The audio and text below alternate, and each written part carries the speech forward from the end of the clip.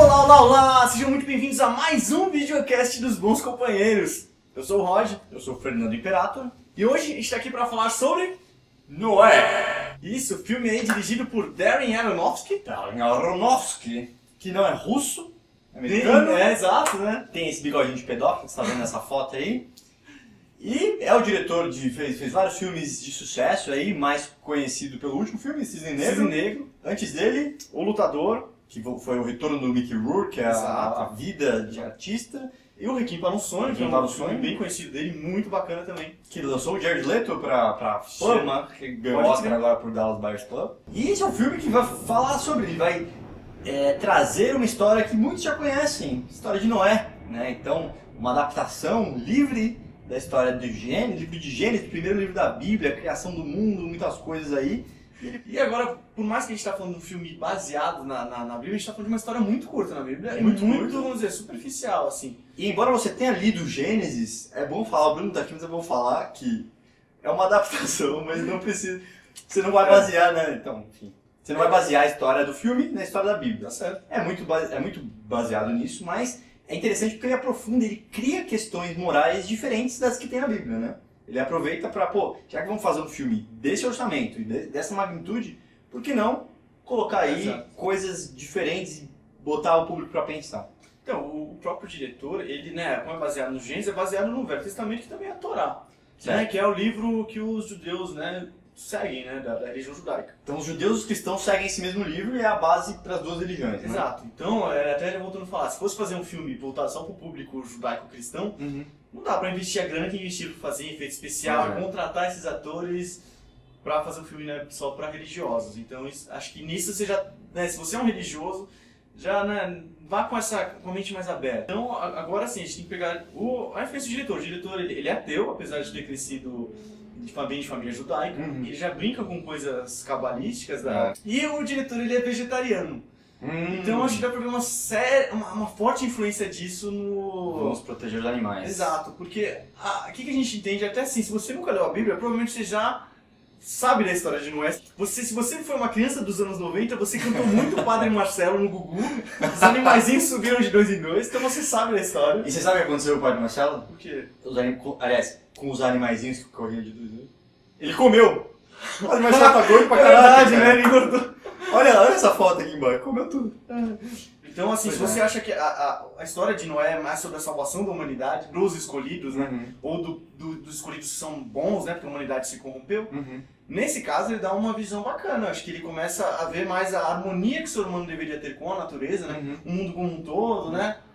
E, ao mesmo tempo, também, ele coloca... Tipo, ele não tira o mérito de... Ele até coloca, vamos dizer assim, a ciência numa história que pode ser considerada fábula para muitos. Exato, ele transforma, ele pega essa história que tem... No próprio filme ele tem um viés de fantasia, né? Ela tem, por exemplo... vamos começar a spoiler agora?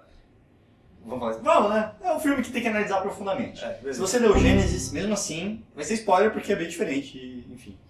E se você não leu, porra, leia, dá tipo 6 páginas, tá ligado? Nossa, nem isso. Depende da Bíblia que você pegar. Então. Curtinho. Mas ele tem essa história dos gigantes de pedra, né? Esses gigantes que você... Nossa, cara, você não faz ideia. Você não tá falando muito sentido, né? Mas faz muito sentido, cara. E muito filme que a gente vê em Páscoa, a gente nunca vê nada fantástico, né? Exatamente. Por Eles mais que tratam você como se fosse uma história. Até anjo, histórico, né? Quando você recebe, pega o de Jesus lá, quando vem um anjo, vai visitar Maria. Você vai receber o Filho de Deus.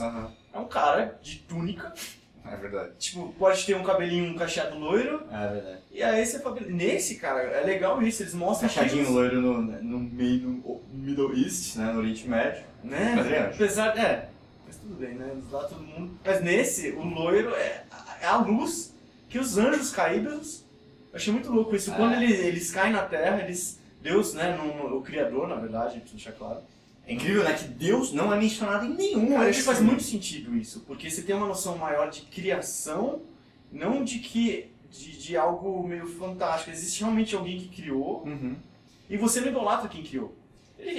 Existe um criador, e ele não necessariamente é perfeito e tudo isso, né? Ele pode ser, assim, isso é interpretação minha sobre o filme.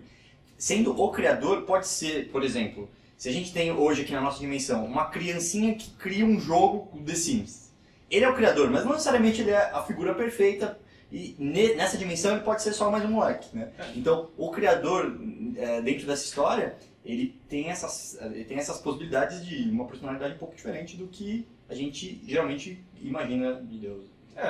Mas eu digo assim, até do criador, porque você não vê muito o Noé, ele exercitando, vamos dizer, a idolatria ao Deus, ao criador. É verdade. Então por isso que eu acho que essa relação criador e criação é muito legal, porque o Noé é o único cara diferente que vê a harmonia entre o ser humano e todas as coisas, diferente dos descendentes de Caim. Sim, é verdade. Então, voltando aos anjos caídos... Quer dizer, ele tá cagando pro ser humano, né? Ele tá. Aquela cena que tem 3 caras correndo atrás e mataram o bicho, né? Caçaram, porque eu não como carne há 3 anos, o cara fala. E aí ele, retribution, mata todo mundo. Então ele tá cagando pra raça humana nesse sentido, ele valoriza mais os animais. E ele é vegan, né? Ele é vegetariano, tipo, enquanto que os descendentes de Caim tiram a força dos animais, dos alimentos dos animais, o Noé, ele vem na harmonia até corrige o filho dele no começo do filme, do Cã, que não é que é o cão, mas... na Bíblia, na versão brasileira, é cão, né? É cão, mas a gente vai falar mais na frente, só pra eu concluir dos anjos, eu acho legal, a partir do momento que eles viram criaturas da Terra, me lembrou muito o conceito do Golem, que é da mitologia, do misticismo judaico, né, da Cabala, que eram criaturas de barro, né, na história, que os judeus em necessidades, quando invocavam o Golem, era para proteger os judeus ou hebreus, não lembro. Enfim, que eu acabei conhecendo quem era Golem por conta de um gibi nacional de Sam Hart e Marcela Godoy. Esse aqui não foi de uma editora, foi próprio, assim, os caras que bancaram aí a produção, gibi nacional aí por Brazucas, que conta desses Golem. E aí, falando em gibi, o próprio Noé do Darren Aronofsky foi feito paralelamente um gibi também. Olha aí. Então você tem eu não sei qual foi o processo, assim, enquanto estava fazendo o filme, o gibi estava sendo feito. E falando nisso, o gibi vai sair pela Panini no Brasil. Acho que faz sentido, porque os Guardiões, eles que são os anjos caídos, se compadecem da exclusão de Adão e Eva do paraíso. Com um drama humano, né? Com um drama humano. A história da criação em si, Sim. Né? Assim, a história principal é legal isso, porque é um filme de Noé, mas ele busca lá no começo. Ele Então, busca muito praticamente o próximo Gênesis todo, assim. Porque ele mostra, legal isso, né? Ele mostrou em relances o pecado original, né? Caim matando Abel. E ele mostra em relances a cada momento. Então você vê, sempre tem tipo 1 milésimo de segundo a mais, você vê, pô, a cobra tirou e deixou a pele. É essa pele que ele tá usando e tal. É muito louco isso da pele. Tem muito misticismo que eu acho que você dá pra você buscar, que tem na origem, que não é muito explicado na Torá, na Bíblia, no Velho Testamento. E, cara, me lembrou muito o tefilim que os judeus usam. Porque a cobra eles usam no braço pra passar, pelo menos, entende-se que é uma tradição, porque o pai de Noé fazia isso com ele, e Noé vai fazer isso depois com os descendentes dele, né? Apesar de ir no meio ser perdido. Mas isso lembra muito o que os judeus usam em oração, né? Isso me lembrou, na verdade, o que você faz antes de colocar a luva de boxe, cara. Você coloca... É uma boa, porque você precisa proteger seus knuckles, deixar seu pulso firme. Me lembra assim, sinceramente. E é legal, porque a cobra, né, a pele da cobra representa. A cobra que representa, na verdade, ela que tira o Adão e Eva do paraíso, que a maçã mordida, né? Que é um fruto, é legal o jeito que é mostrado o fruto, né? É que é tipo praticamente um coração pulsante, muito foda foda isso. E aí toda essa parte mais do começo da Terra, ela é até... A fotografia é um pouco diferente, é mostrada de uma forma mais saturada, assim, meio que como... Ainda era tudo puro, ainda era tudo meio que intocado, assim, era tudo límpido, ele não estava corroído pelos pecados humanos, né? E essa história da criação de Adão e Eva é muito interessante, cara, assim, como... Independente, tem pessoas que levam isso pro lado literal, né, assim, que foi assim que realmente aconteceu, ou você pode interpretar como uma fábula, uma história que tem um significado ali, e um significado mais interessante que eu acho, assim, a maçã, que é realmente o pecado. Deus falou, não encosta aí, porque você vai conhecer o mal dos homens, assim, você vai ter a capacidade de escolher, né, e aí... na verdade, Deus nem explica, né, pro Adão e Eva o que ele só fala, não toca. Quem explica é a serpente, que vai explicar pros dois, né? Certo. E aí eles desobedecem e comem, né? Então você aí que usa Apple, né, ele tem a maçã mordida, é isso, conhecimento. É quando o homem deixou de ser de todos os animais e virou um deus. Ele virou ele teve o conhecimento do que é certo e errado. Tanto é que Deus descobre que Adão mordeu a maçã, e ele põe a culpa na Eva, mas ele descobre isso porque ele se cobra, ele sente vergonha das suas vergonhas. Aí ele fala, por que você está coberto? Ele, porque eu senti vergonha. Ele, então você comeu maçã, caraca. Essa pureza, até no filme, ela é colocada pela fotografia de uma forma interessante, né? Eles são praticamente luz. Sim. Eles não enquanto estão lá, que lembra também a própria luz dos anjos, cara. Dos anjos, você vê que é a figura celestial do Criador, né? Você não sabe de onde eles vêm, mas eles caem na Terra, né? Os anjos como meteoros. Mas quando mostra realmente um pouco do Jardim do Éden, mostram Adão e Eva como figuras de luz, né? Parecido igual aos anjos. Realmente foi o fruto que fez, talvez eles, do mesmo jeito que os anjos caídos se aterraram ali, viraram a terra, aquele fruto talvez aterrou eles, tipo, né? Tirou essa luz celestial, né? Porque eles estavam num lugar um pouquinho mais com argila e ficou porque eu vejo, aí vira mais essa coisa de criação e criador mesmo, assim, porque não tanto Deus, que Deus parece ser uma coisa meio realmente onipotente, e quando eles comem o fruto, eles ficam, né, o próprio Noé, né, por se preocupar com a natureza, ele está tendo livre-arbítrio ali de escolher o que ele quer fazer. Então ele tem um papel de criador também. É verdade. Porque ele vai educar filhos, ele vai criar uma nação, e aí, de novo, né, o Noé está muito perto ainda da origem, né, neto de Matusalém, teve poucas gerações até Adão e Eva. E explicar que Noé é filho do terceiro filho de Adão e Eva, que é o Sete. É o 7, mas é o terceiro, é o 3. Como diria Silvio Santos? Porque Caim, assim como você sabe, mas vamos falar aqui, porque é uma história, né, que é muito legal também. Caim matou o Abel, certo? E Abel não teve filhos, mas assim,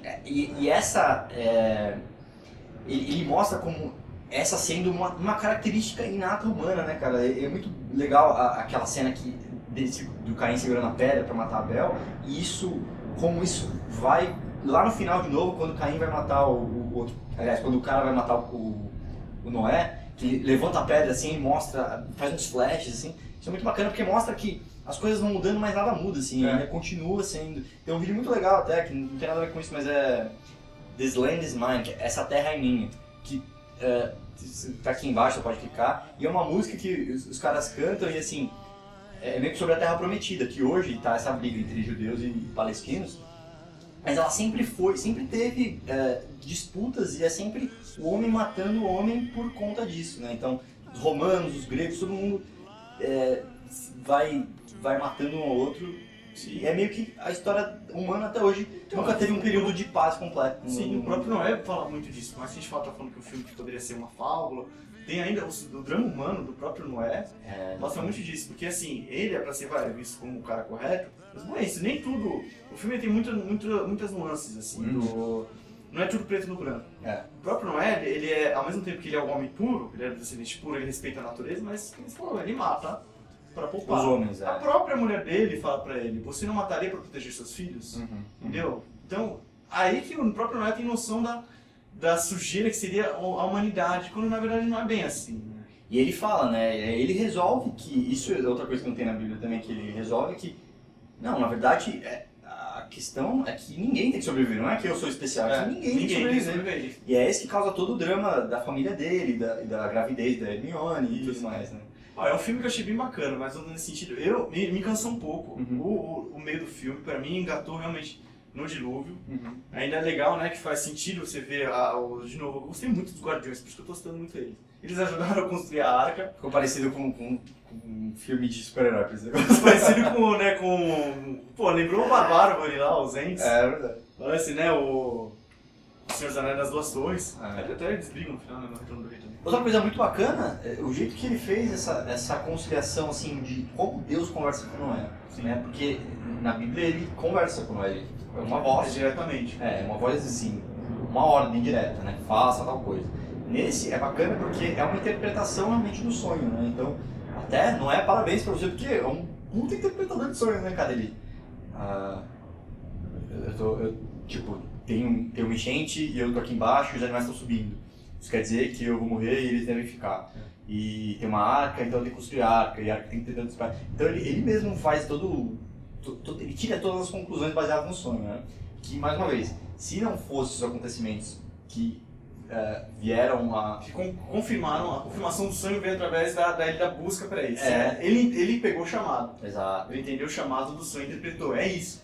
Então eu vou atrás desse chamado. Então as coisas foram acontecendo. Isso. Então, ó, peraí, se eu tô chegando até aqui, tá dando certo. Exato. E aí ele tem essa confirmação. Se confirmando, exato. Porque até então ele era só um maluco que teve um sonho e achou alguma coisa. Exato, por exemplo, ele podia ter chegado pra mulher dele, tive um pesadelo doido, sonhei isso.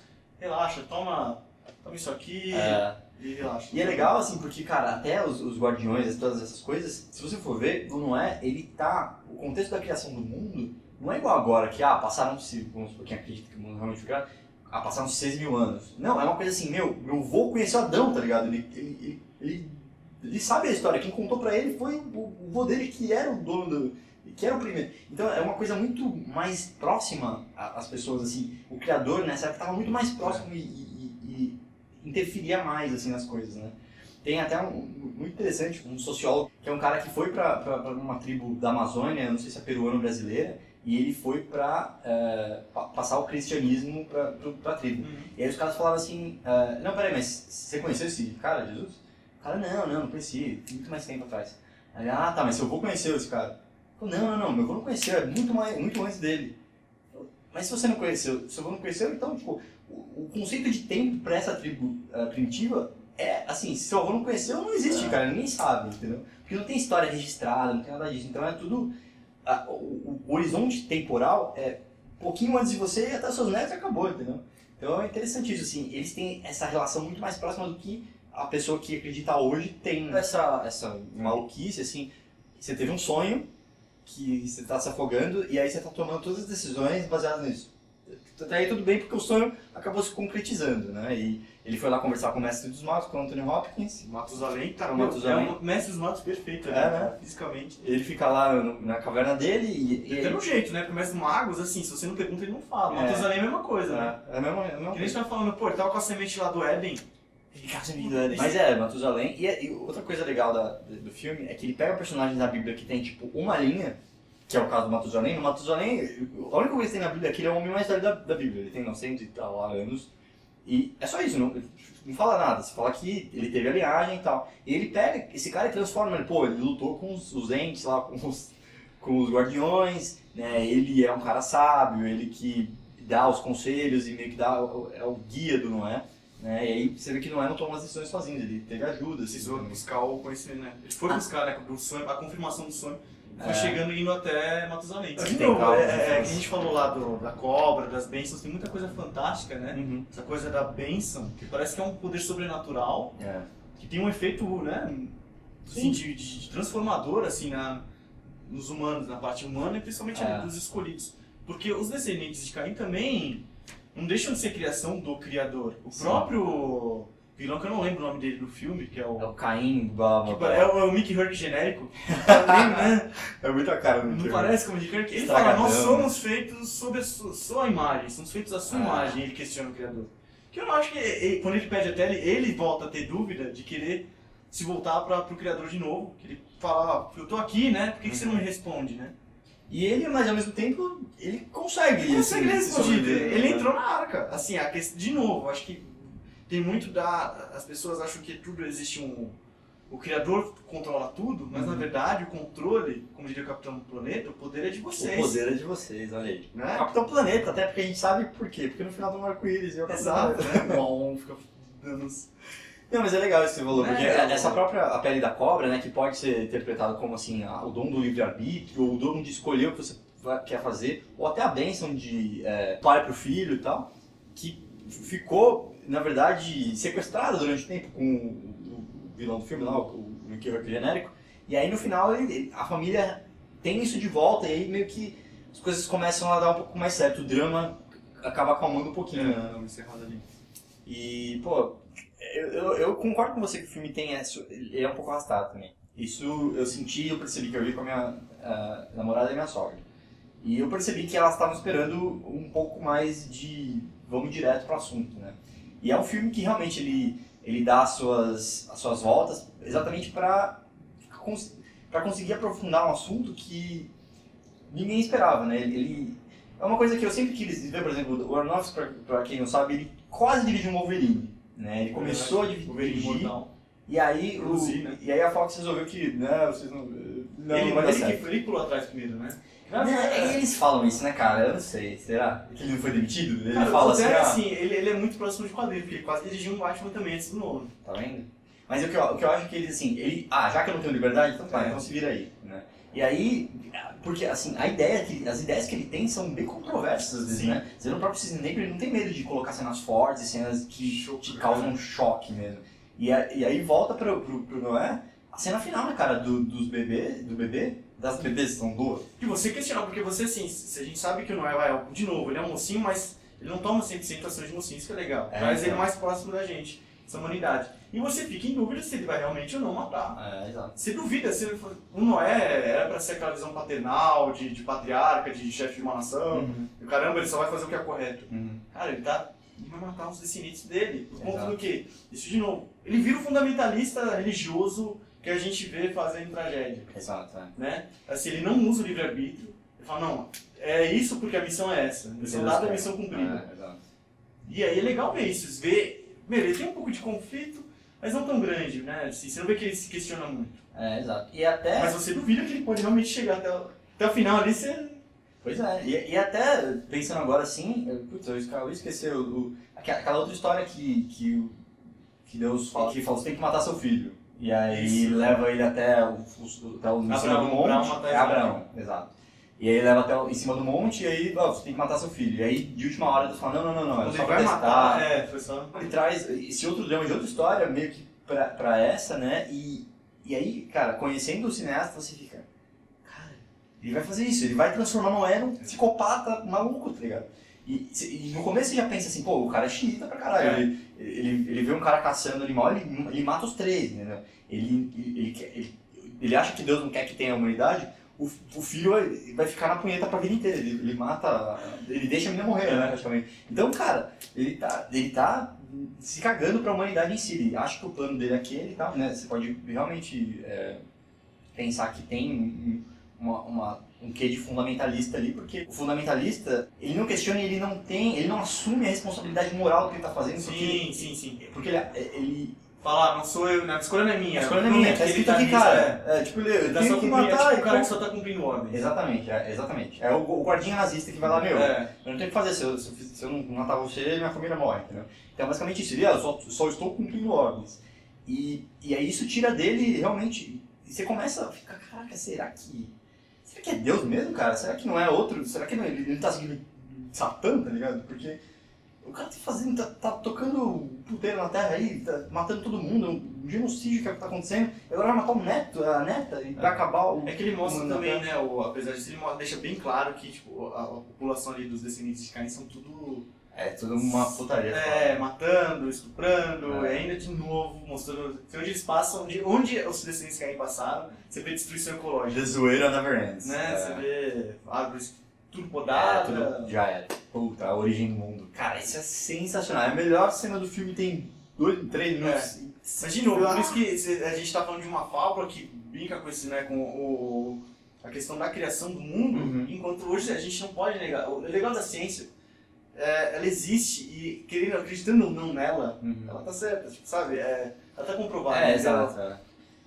Assim, as coisas você vai descobrindo coisas novas e tal, mas tem coisas que tem tanta evidência que... Exato, é difícil você dizer, né? Você seria um tolo em não acreditar, né? Porque a parte, assim, religiosa, espiritual, às vezes a própria questão, o exercício da fé é você não contestar, é acreditar por ela mesma, entendeu?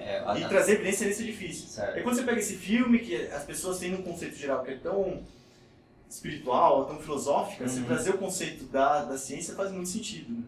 Eu já vi até o próprio Russell Crowe dando entrevista falando que ele foi convidado para assistir o Vaticano, para levar o filme ao Vaticano para assistir com ele, com o Papa e os cardeais e o pessoalzinho todo de lá. E eles não baniram o filme? Não baniram o filme, entendeu? Então, assim, até quando questionaram, e o criacionismo contra a teoria da evolução, o Big Bang, ele falou, tipo, por que não pode ser uma só? Então, legal, de novo, é outro exercício de fé falar isso. E aí você sabe porque isso eu achei fantástico. Geralmente quando o Vaticano condena um filme, o filme vai bem pra caralho na bilheteria, né? O pessoal, cara, proibido. É que nem comercial proibido do Super Bowl. Né? Vira na internet e no final, não, quero ver esse comercial proibido. Mas é bacana realmente porque ele conta a história como tá na Bíblia, ele praticamente lê o Gênesis no começo havia luz.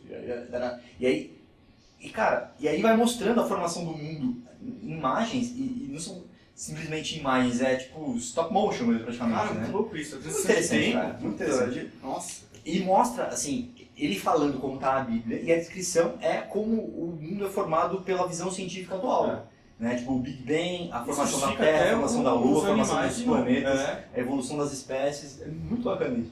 Uma coisa interessante também é que todas essas coisas que a gente percebe, além disso, tem várias outras coisas que a gente não percebe. Então tem, assim, simbolismos e um monte de... Por exemplo, eu li em algum texto que tem um nome de um dos guardiões que é equivalente a um nome da Cabala, sabe? Então, essas coisas que ficam por trás, assim, é que Inception, cara. Quando a gente fez Inception, a gente, cara, faz uma puta análise e até, assim, além das nossas opiniões, tem muita pesquisa, né? Sim. Nesse filme a gente não precisou tanto, porque é uma crítica um pouco mais informal. Mas é um bate-papo informal, também, porque quando a gente faz o ABC sentadinho, aí a gente vai mais profundo, exatamente, né, a nossa pesquisa. Aqui é mais a nossa opinião, até com a própria referência que a gente já tem antes de ver o filme. Exato. E é interessante como, cara, é um filme que com certeza vai passar batido pra muita gente como assim, sei lá, normal.